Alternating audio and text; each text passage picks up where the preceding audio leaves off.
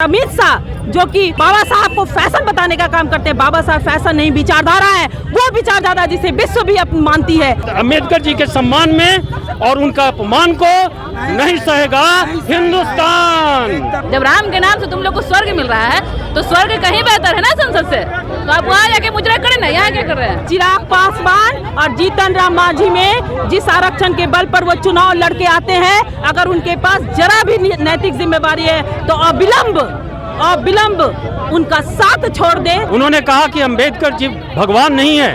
भगवान से आप क्या समझते हैं? जब कभी भी मुश्किल होती है, कोई संकट आता है, किसी प्रकार का न्याय की आशा होती है तो आदमी भगवान को गुहार लगाता है। हम लोग कृष्ण को भगवान बोलते हैं, राम को भगवान बोलते हैं, और ऐसे कितने ऋषि मुनियों को हम लोगों ने भगवान बोला है। क्यों बोला है? उन्होंने हमको संकट से निजात दिलाया।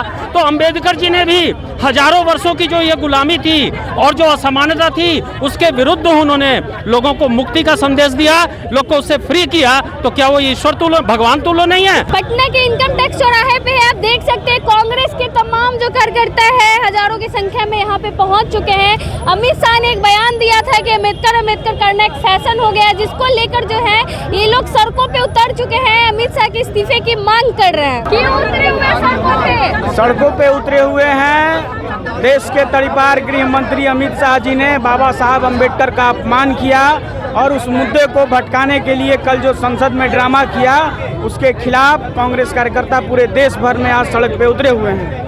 क्या चाहते हैं आप लोग की मांगे क्या है? हमारी मांगे सीधा यही है कि ये जो तड़ीपार गृह मंत्री अमित शाह है, यथाशीघ्र इस्तीफा दे, पद विमुक्त हो और देश की जनता को खुशहाली से जीने का अवसर प्रदान करें। आपके नेता धक्का मुक्की किए भाजपा के नेता का? हमारे नेता धक्का मुक्की किए होते हैं तो उसका वीडियो सीसीटीवी लगा है ना, वहाँ वायरल करे। झूठ मूठ का आरोप हमारे नेता पर लगाया जा रहा है, उससे क्या साबित वो करना चाहते हैं? हमारे नेता में ऐसा नहीं है कि वो धक्का मुक्की कर रहे हैं, जबरदस्ती उन्हें रोका जा रहा है। तो कहते हैं कांग्रेस वाले बाबा साहब का अपमान करते हैं। अब आप भी सुने होंगे और वीडियो भी उनका है, बयान दिए हैं वो, अब इससे वो कैसे मुँह कर सकते हैं?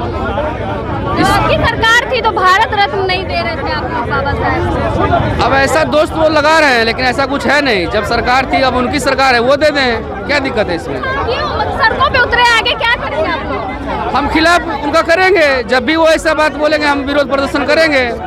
कल उन्होंने हमारे कार्यालय का घेराव किया, ये क्या गुंडागर्दी थी बताइए? पटना में ही कल कार्यालय को घेरा गया भाजपा के गुंडों द्वारा, ये क्या हरकत थी उनकी? इन्हीं सब अब जैसा आगे पार्टी निर्णय लेगी, हम लोग कार्यकर्ता हैं, आगे साथ रहेंगे। क्यों उतरे हुए सड़कों पे? हम लोग उस टकले को, उस तड़ीपार को दिखाना चाहते हैं कि हमारा देश उसके राम जी के नाम से नहीं चल रहा है, ये अम्बेडकर के संविधान से चल रहा है। और देश में कानून की जरूरत ज्यादा है, राम की जरूरत अपने धर्म के लिए सही है, लेकिन देश चलाने के लिए वो सही नहीं है। ये स्वर्ग नहीं चाहिए आपको? स्वर्ग हमें नहीं चाहिए, हमें देश चाहिए। स्वर्ग बीजेपी के कार्यकर्ताओं को चाहिए, नरेंद्र मोदी को चाहिए, उस तड़ीपार को चाहिए। तो स्वर्ग चाहिए तो अभी तक तो सारे को कहते हैं मैं स्वर्ग, सबको सिधार जाओ। काहे के लिए संसद में धक्का मुक्की किए हुए? क्या जरूरत है तुम लोग को सांसद से? जब राम के नाम से तुम लोग को स्वर्ग मिल रहा है तो स्वर्ग कहीं बेहतर है ना संसद से, तो आप वहाँ जाके मुजरा करें ना, यहाँ क्या कर रहे हैं? यानी कांग्रेस वाले भी बाबा साहब का अपमान करते हैं। कब? आपकी जब सरकार थी तब बाबा साहब का अपमान किए। बाबा साहेब का अपमान कब किया? आज तो ये कांग्रेसी हमेशा हम लोग बाबा साहब के हम साथ में रहे हैं। वो बोलने ये आरोप लगाना उनका काम है और इसी की वजह से वो लोग सत्ता में नाटक करते हैं। ये देश की जनता को बरगलाते हैं, इनसे ज्यादा उनका कोई काम नहीं है। अब आप लोग क्या करेंगे? हम लोग घोर प्रदर्शन करेंगे और आगे भी करते रहेंगे जब तक उस टकले को, उस तड़ीपार को, जो जिसका देश उसको निकाल चुका था देश से, तड़ीपार को, उस को सजा नहीं होती, इस बात के लिए क्षमा नहीं मांगेंगे, तब तक हम लोग ये प्रोटेस्ट नहीं रोकेंगे। क्यों उतरे हुए सड़कों पे? जिस तरह से देश की गरिमा को धूमिल किया है देश के गृह मंत्री ने अंबेडकर के नाम को, उसके खिलाफ उनका पुतला दहन के लिए पूरे देश में हर जिले में आज कार्यक्रम है। आपके नेता पे FIR किया गया, ये तो इनका पुराना काम है, ये बीजेपी का पुराना काम है। देश के जनता को शोषण करना, विपक्ष के नेताओं पर आरोप लगाना, FIR करना, ये तो उनके खून में है। कांग्रेस वाले भी बाबा साहब की इज्जत नहीं करते थे जब उनकी सरकार थी। ये बहुत खुशी की बात है कि आज बाबा साहब का नाम लेने के लिए बीजेपी भी आगे आ गए।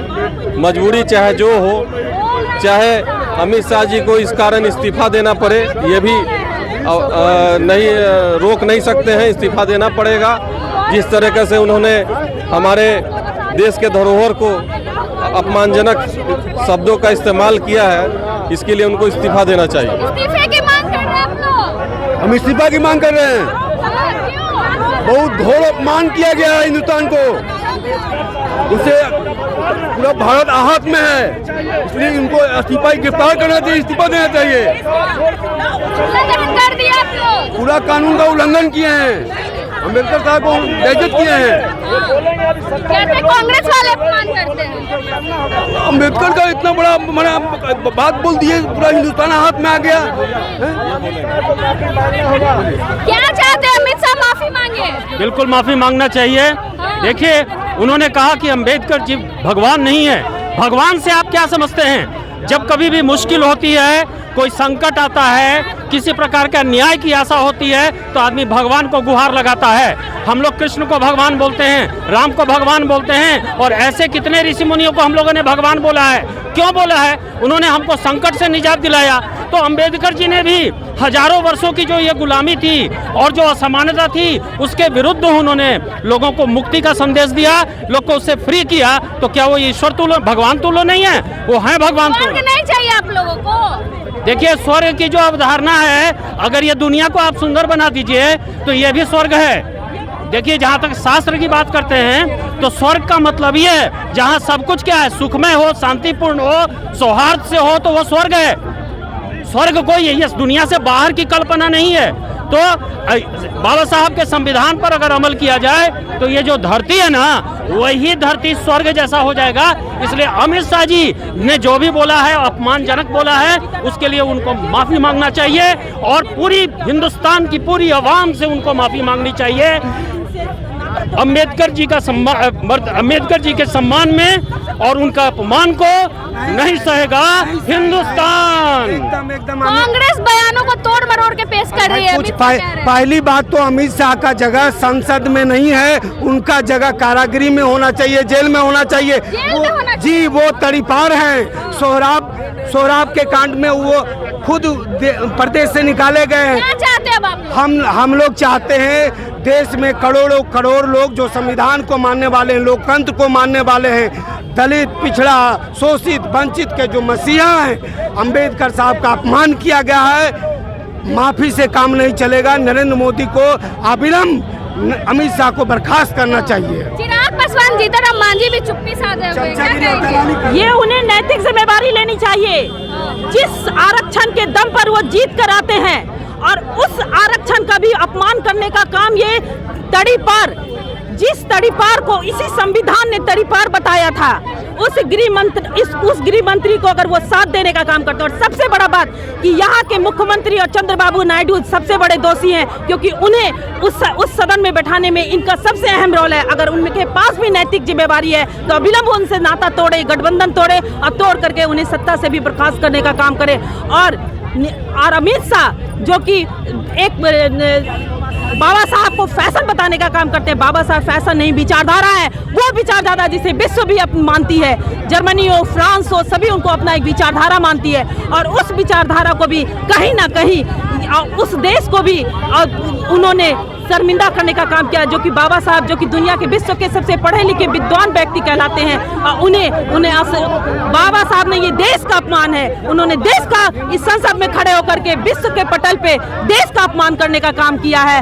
और बहुजन समाज का अपमान तो किया ही किया है, साथ में देश के पटल पर, विश्व के पटल पर बाबा साहब का अपमान करना ये नीतीश कुमार की नैतिक जिम्मेवारी है। अविलंब उनसे नाता तोड़े और सत्ता गिराने का काम। चिराग पासवान को क्या कहेंगे? चिराग पासवान और जीतनराम मांझी में जिस आरक्षण के बल पर वो चुनाव लड़के आते हैं, अगर उनके पास जरा भी नैतिक जिम्मेवारी है तो अविलंब उनका साथ छोड़ दे, नहीं तो ये देश कभी माफ नहीं करेगा। जिस संसद भवन में विपक्ष को, जो कि जनता चुनकर भेजती है, जनता मालिक मानी जाती है, उस मालिक के आदेश का भी उल्लंघन करने का उन्होंने काम किया कि अपोजिशन के नेताओं को संसद भवन में घुसने देने का काम नहीं किया। कांग्रेस के कार्यकर्ता जो है सड़कों पे उतरे हुए हैं, लगातार नारेबाजी कर रहे हैं और इनकी बस एक ही मांग है कि अमित शाह को जल्द से जल्द जो है बर्खास्त किया जाए पटना के इनकम टैक्स चौराहे पे हैं और यहाँ पे कांग्रेस के नेताओं कार्यकर्ताओं के द्वारा जो है अमित शाह का पुतला दहन किया गया। बाकी इस पूरे मामले पे क्या कुछ सोचते हैं अपनी राय कमेंट बॉक्स में जरूर दें। धन्यवाद।